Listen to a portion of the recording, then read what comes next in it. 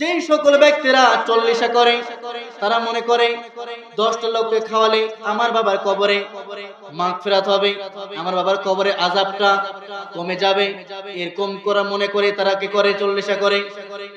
অথচ তারা সওয়াবের কথা ভেবে এই কাজটা করছে, অথচ এই কাজ সম্পর্কে আমার নবীর কোনো আদেশ নাই।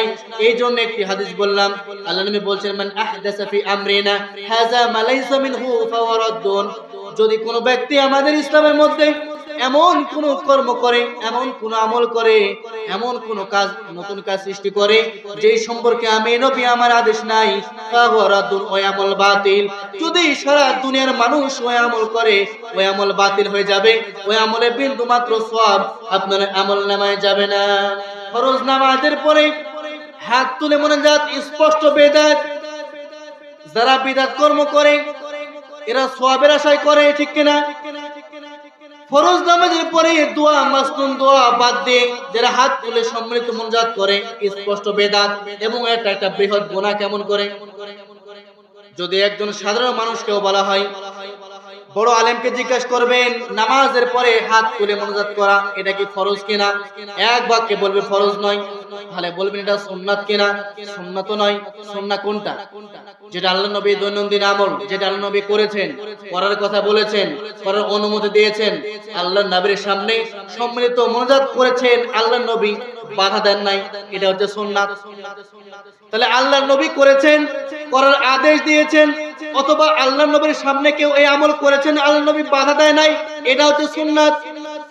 কোন আলেম একটা যায়িফ হাদিস দিয়েও বলতে পারবে না যে আল্লাহর নবী জনাব মুহাম্মদ রাসূলুল্লাহ সাল্লাল্লাহু আলাইহি সাল্লামের 63 বছর জীবনে আল্লাহর নবী ফরজ নামাজের পরে সালাম ফেরানোর পরে হাত তুলে সবাইকে নিয়ে সম্মিলিত মুনাজাত করেছেন, একটা হাদিসও আসমানের নিচে নাই। তাহলে হুজুরকে বললে হুজুর বলবে এটা ফরজ নয়, সুন্নাত নয়, বলতে পারে মুস্তাহাব। এটা ভালো, ভালো তো আর আপনার কথাই হবে না, আপনার বাপ দাদার কথায় তো ইসলাম চলবে না। ইসলাম চলবে একমাত্র আল্লাহ এবং তার রাসূলের কথা দিয়ে। কথা বলেন ঠিক কিনা? সম্মানিত উপস্থিতিবৃন্দ, আল্লাহ রাব্বুল আলামিন সূরাতুল লুকমান 21 নম্বর আয়াতের মধ্যে স্পষ্ট ঘোষণা করছেন, আউযু বিল্লাহি মিনাশ শাইতানির রাজীম, বিসমিল্লাহির রাহমানির রহিম। وَإِذَا قِيلَ لَهُمُ اتَّبِعُوا مَا أَنزَلَ اللَّهُ قَالُوا بَلْ نَتَّبِعُ مَا وَجَدْنَا آبَاءَنَا। আল্লাহ রাব্বুল আলামিন বলছেন, দুনিয়ার মধ্যে কিছু মানুষকে যখন বলা হয় যে তোমরা আল্লাহর নবীর অনুসরণ করো, আল্লাহ রাব্বুল আলামিন তার নবীর উপরে যা কিছু নাজিল করেছেন শুধু অতটুকুই মানো, তার আমল করো। ক্বালু, তারা বলে, বাল নাত্তাবিউ মা ওয়াজাদনা আবাআনা, আমরা শুধু তারই অনুসরণ করব যে কাজের উপরে আমাদের বাপ দাদাদেরকে পেয়েছি। এরা কার কথা বলেন? আল্লাহর কথা। কার কথা? আল্লাহর কথা। আল্লাহ বলছেন যখন কোন বেদাতি কর্ম করে তখন যদি আমরা তাদেরকে বলি, বা আল্লাহ সুবহানাহু ওয়া তাআলা বলেন যখন তাদেরকে বলা হয় ইত্তাবিউ, তোমরা এটার অনুসরণ করো, না আনসালাল্লাহ, আল্লাহ যা অবতীর্ণ করেছেন, তখন ওই সকল ব্যক্তিরা বলে বাল নাত্তাবিউ, বরং আমরা অনুসরণ করব মা ওয়াজাদনা, আমরা অনুসরণ করব মা ওয়াজাদনা আলাইহি আবানা, যেই কর্মের উপরে আমরা আমাদের বাপ দাদাদেরকে পেয়েছি। এখন যদি আপনি বলেন সম্মিলিত মুনাজাত হচ্ছে বিদআত, অসংখ্য মুরব্বি রয়েছে তারা বলবে 2 দিনের আলেম, কয় জুম্মা বয়স, বাপ দাদার আমল থেকে এই মুনাজাত করে আসছি, আমার বাপ দাদার আমল থেকে মুনাজাত করা হয়, তার মানে আমার বাপ দাদারা কি ভুল ছিল? আল্লাহ সুবহানাহু ওয়া তাআলা জবাব দিচ্ছেন, আমি বলবো না। আল্লাহ সুবহানাহু ওয়া তাআলা বলছেন, আওয়ালাউ কানা আশ-শাইতানু ইয়াদউহুম ইলা আযাবিস সাঈদ। আল্লাহ সুবহানাহু ওয়া তাআলা বলছেন, শয়তান যদি তাদেরকে জাহান্নামের দিকে ডাকে তাহলে কি তারা তারই অনুসরণ করবে? সুতরাং আল্লাহর নবীর যুগের কাফেররা যখন আল্লাহর নবী বলতেন তোমাদের বাপ দাদার আমলগুলো ছেড়ে আল্লাহ রাব্বুল আলামিন যা অবতীর্ণ করেছেন, যা করতে বলেছেন এতটুকুই করো। ওই কাফেররা বলতেন আমরা এই কাজ করতে পারবো না, বরং আমার বাপ দাদা 14 গোষ্ঠী যা কাজ করেছে এই কাজগুলো আমরা করব।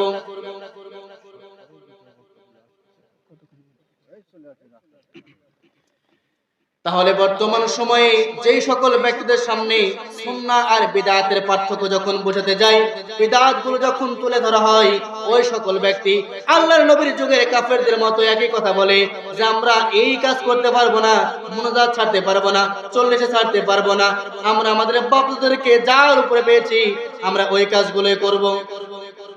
সম্মানিত উপস্থিতিবৃন্দ, মুনাজাত সম্মিলিত মুনাজাত চালু হওয়ার কারণে সমাজের মধ্যে সবচাইতে যে একটা ফিতনা হচ্ছে, ফরজ নামাজের পরে যখন ইমাম যখন সালাম ফিরিয়ে দেয়, অসংখ্য মানুষ নামাজে জামাত পায় না। এমন মানুষ আছে না? অসংখ্য মানুষ জামাত পায় না, পিছন কাতারে দাঁড়িয়ে নামাজ পড়ে। যখন হুজুর যখন সম্মিলিত মুনাজাত যখন জোরে করে রব্বানা যালামনা আনফুসানা ওয়া ইল্লাম তাগফির লানা ওয়া তারহামনা লানাকুনান্না মিনাল খাসিরিন, আর সবাই বলে আমিন। এই যে জোরে করে চিৎকার করে যখন মুনাজাত করা হয়, তখন পিছনে যারা মাসবুক রয়েছে, যারা নামাজের জামাত পায় নাই, এদের নামাজের সমস্যা হয় নাকি হয় না? কথা বলে অবশ্যই নামাজের সমস্যা হয়। সুতরাং যে মুনাজাত করাটা আপনার জন্য ফরজ ছিল না, সুন্নাহ ছিল না, কিন্তু নামাজ যে ব্যক্তি জামাতে পায় নাই তার নামাজ পূর্ণ করা ফরজ নাকি সুন্নাত? অবশ্যই ফরজ।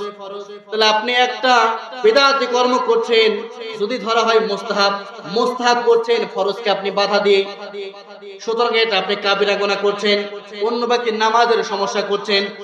ফরজ নামাজে পড়ে দোয়া কবুল হবে, এটা ঠিক, স্পষ্ট হাদিস রয়েছে, আপনি দোয়া করেন।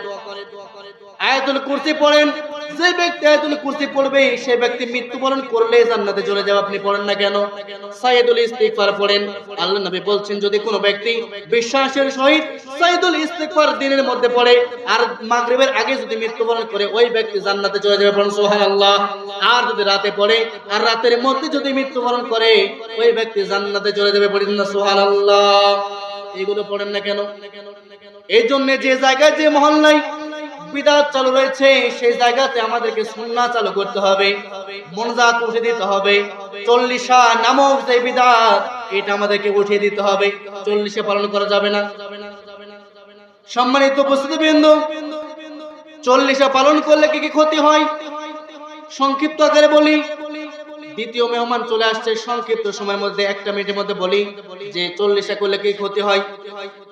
দেখেন, যখন আপনি 40 করবেন, মানুষকে খাওয়াবেন, এটা আপনার সাদকার খাবার।